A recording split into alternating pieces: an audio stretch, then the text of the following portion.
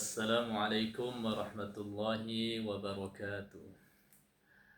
Alhamdulillah nahmaduhu wa nusalli wa nusallimu ala rasulihil karim amma ba'd. Alhamdulillah, segala puji bagi Allah Subhanahu wa taala. Salat dan salam kita hadiahkan kepada junjungan kita yaitu Nabi Muhammad sallallahu alaihi wasallam. Malam ini kita akan mendengar kisah para sahabat radhiyallahu anhum, yaitu ketabahan menghadapi kesusahan dan rintangan demi agama. Kisah perjalanan baginda Rasulullah sallallahu alaihi wasallam ke Taif. Selama 9 tahun sejak masa kenabian, baginda Nabi Muhammad sallallahu alaihi wasallam telah berusaha menyampaikan ajaran Islam dan mengusahakan hidayah serta perbaikan kaumnya di Makkah. Namun, selain sekelompok kecil orang yang sudah masuk Islam dan beberapa orang yang selalu membantu beliau sallallahu alaihi wasallam, walaupun belum masuk Islam, kebanyakan orang kafir Makkah selalu menyakiti, memperolok-olok dan berbuat semena-mena terhadap baginda Rasulullah sallallahu alaihi wasallam dan para sahabatnya. Paman baginda Nabi sallallahu alaihi wasallam, Abu Thalib, termasuk orang yang baik hatinya. Meskipun belum masuk Islam, dia selalu memberikan segala bentuk bantuan kepada baginda Nabi sallallahu alaihi wasallam. Pada tahun ke-10 kenabian, ketika Abu Thalib meninggal dunia, kaum kafir mendapat kesempatan untuk mencegah perkembangan Islam dan menyakiti kaum muslimin dengan terang-terangan.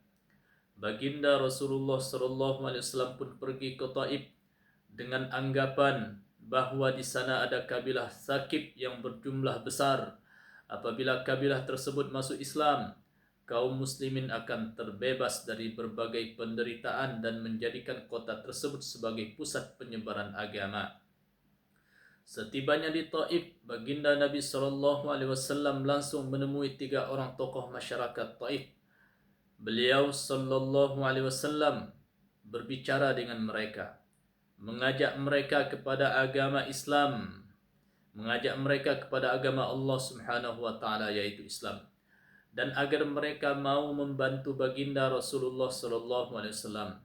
Namun mereka bukannya menerima atau paling tidak berlaku sopan kepada tamu yang baru datang, sebagaimana bangsa Arab yang terkenal sangat memuliakan tamu.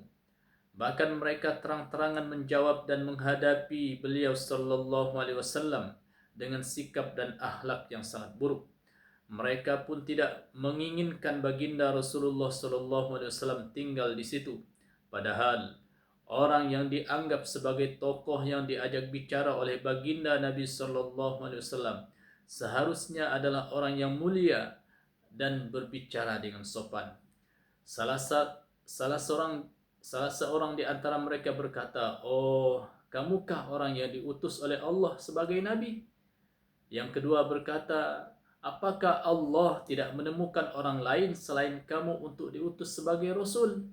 Yang ketiga berkata, "Aku tidak mau bicara dengan kamu, sebab jika kamu memang seorang nabi seperti pengakuanmu, lalu aku menolakmu, tentu aku tidak lepas dari musibah. Jika kamu berbohong, maka aku tidak mau bicara dengan pembohong."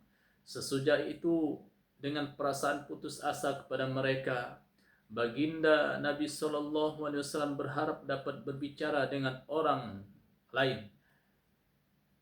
Memang semangat dan keteguhan beliau sallallahu alaihi wasallam seperti gunung. Ternyata tidak seorang pun yang bersedia menerimanya. Jangankan menerima, bahkan mereka mengusir beliau sallallahu alaihi wasallam dengan berkata, "Segera tinggalkan kota kami. Pergilah kemana kamu suka." Ketika baginda Nabi sallallahu alaihi wasallam tidak dapat mengharapkan mereka dan bersiap-siap untuk kembali, maka mereka menyuruh anak-anak kota tersebut, yaitu kota Sakif Taif tadi ya, menyuruh anak-anak kota tersebut untuk membuntuti baginda Nabi sallallahu alaihi wasallam. Mereka lalu mengganggu, mencaci dan melempari baginda Nabi sallallahu alaihi wasallam dengan batu sehingga kedua sandal beliau sallallahu alaihi wasallam menjadi merah berlumuran darah. Dalam keadaan seperti itulah baginda Nabi sallallahu alaihi wasallam meninggalkan Taif. Di tengah perjalanan tatkala sudah merasa aman dari gangguan anak-anak nakal itu, beliau sallallahu alaihi wasallam berdoa kepada Allah Subhanahu wa taala, Allahumma ilaika ashku du'fa quwwati wa qillata hilati wa hawani 'ala an-nas ya arhamar rahimin. Anta rabbul mustad'afin wa anta rabbi ila man takiluni ila ba'idin yatajahhamuni am ila aduwin mallaktahu amri. Illam yakun bika 'alayya ghadabun fala ubali walakin 'afiyatuka hiya awsa'u li.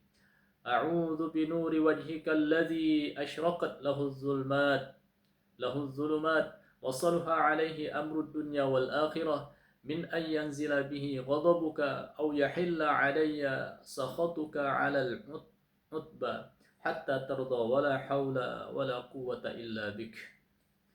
Ya Allah, aku adukan kepadamu lemahnya kekuatanku, sedikitnya upayaku, dan kehinaanku dalam pandangan manusia. Wahai yang maha penyayang dari sekalian penyayang, Engkaulah Tuhan orang-orang yang tertindas, dan Engkaulah Tuhanku. Kepada siapakah Engkau serahkan diriku?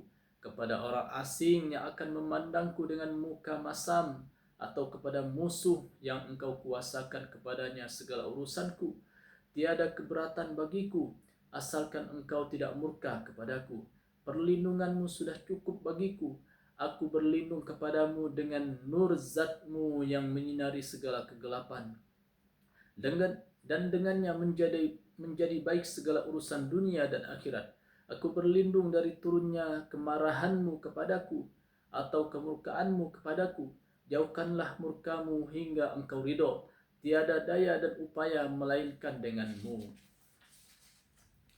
Allah Subhanahu wa taala sebagai penguasa seluruh alam pun memperlihatkan keperkasaannya dengan mengutus malaikat Jibril alaihissalam untuk datang memberi salam kepada beliau Nabi Muhammad sallallahu alaihi wasallam, dan malaikat pun berkata, Allah Subhanahu wa taala mendengar ucapan dan jawaban kaummu, dan dia mengutus kepadamu malaikat penjaga gunung agar siap melaksanakan apapun kepadamu. Malaikat penjaga gunung agar siap melaksanakan apapun perintahmu kepadanya. Malaikat itu pun datang dan memberi salam kepada baginda Nabi sallallahu alaihi wasallam. Seraya berkata, apapun yang engkau perintahkan akan kulaksanakan. Bila engkau sukai, akan kubenturkan kedua gunung di samping kota ini, sehingga siapa saja yang tinggal di antara keduanya akan hancur binasa. Atau apapun hukuman yang engkau inginkan.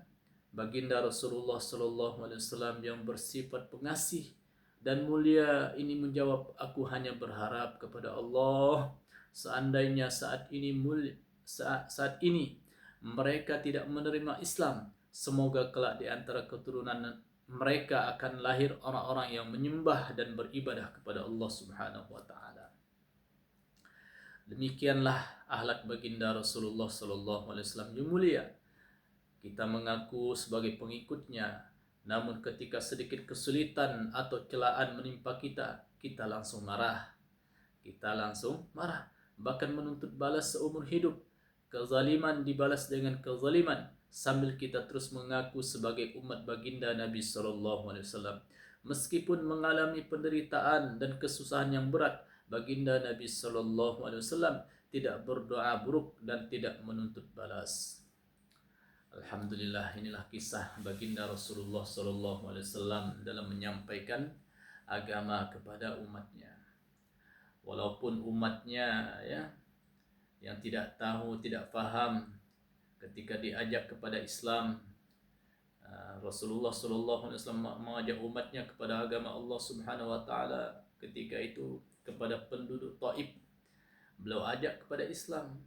Tetapi apa yang terjadi bukan malah penerimaan yang datang, tetapi malah sebaliknya, yaitu cacian, makian, bahkan lemparan batu kepada baginda Rasulullah sallallahu alaihi wasallam.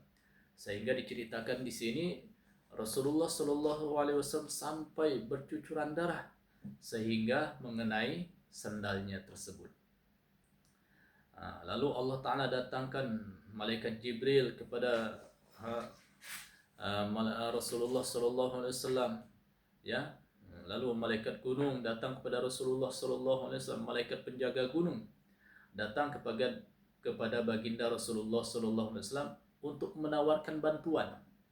Karena Rasulullah Sallallahu Alaihi Wasallam dicaci, dihina, diintimidasi, bahkan dilemparkan batu kepada Rasulullah Sallallahu Alaihi Wasallam, sehingga malaikat penjaga gunung datang kepada baginda Rasulullah Sallallahu Alaihi Wasallam untuk membantu. Apa yang dikatakan oleh malaikat penjaga gunung tersebut, yaitu malaikat penjaga gunung berkata, jika engkau mau, akan kubenturkan dua gunung di pinggir kota tersebut, lalu ditimpakan kepada penduduk kota tersebut sehingga mereka binasa. Tetapi apa jawaban Rasulullah Sallallahu Alaihi Wasallam?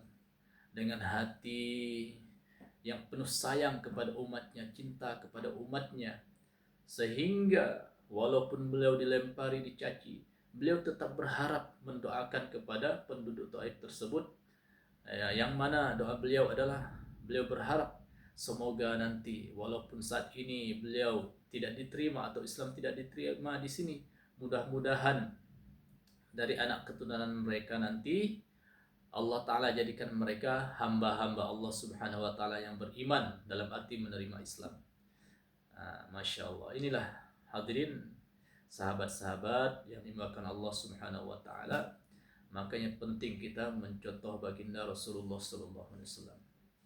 Terkadang kita mengajak orang kepada kebaikan, ya, bukan malah kebaikan yang kita dapati, terkadang malah cacian. Itulah yang terjadi kepada orang yang paling mulia di muka bumi ini, yaitu baginda Rasulullah Sallallahu Alaihi Wasallam.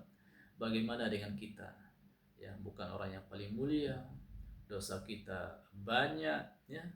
Tentunya ketika kita mengajak kepada kebaikan, mendakwahkan agama Allah Subhanahu Wa Ta'ala, tentunya cacian itu pasti akan datang kepada kita, sebagaimana yang didapatkan oleh Rasulullah Sallallahu Alaihi Wasallam.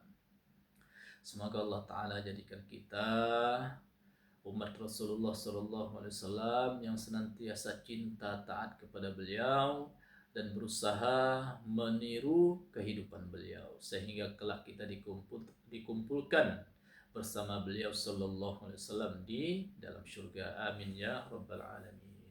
Demikian, semoga bermanfaat. Assalamualaikum warahmatullahi wabarakatuh.